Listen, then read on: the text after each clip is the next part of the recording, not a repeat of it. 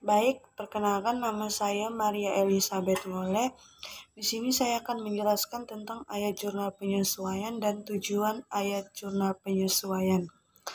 Yang pertama itu ada pengertian jurnal penyesuaian adalah proses pencatatan dalam jurnal untuk penyesuaian saldo akun tertentu agar mencerminkan kondisi yang sebenarnya pada akhir periode akuntansi.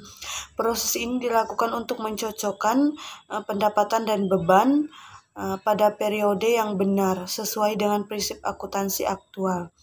Yang kedua itu ada tujuan ayat jurnal penyesuaian. Itu ada 3. Yang pertama, mencerminkan kondisi keuangan yang sebenarnya. Saldo akun disesuaikan agar sesuai dengan fakta atau keadaan nyata pada akhir periode. Yang kedua itu mematuhi prinsip akuntansi.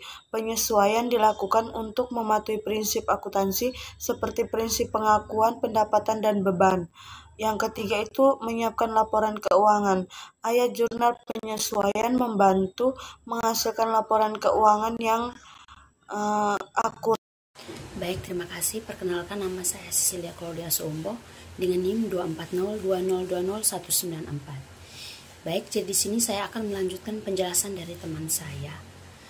Yang pertama, jenis ayat jurnal penyesuaian. Yang pertama, belum dibayar di muka. Yang kedua, pendapatan diterima di muka.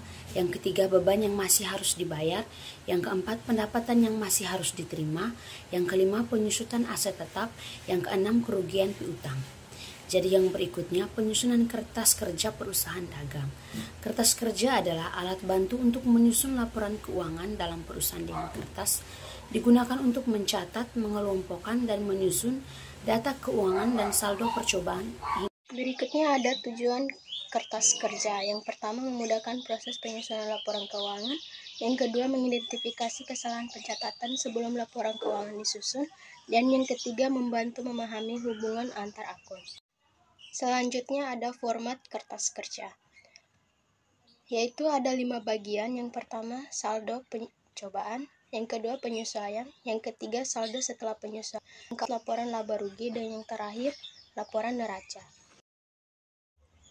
Selanjutnya ada langkah-langkah menyusun kertas kerja. Langkah yaitu yang pertama, mencatat saldo pencoba.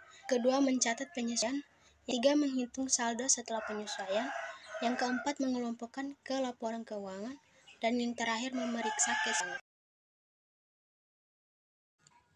Kesimpulannya yaitu, ayat jurnal penyesuaian merupakan langkah penting dalam siklus akuntansi untuk memastikan bahwa laporan keuangan mencerminkan kondisi keuangan yang sebenarnya pada akhir periode.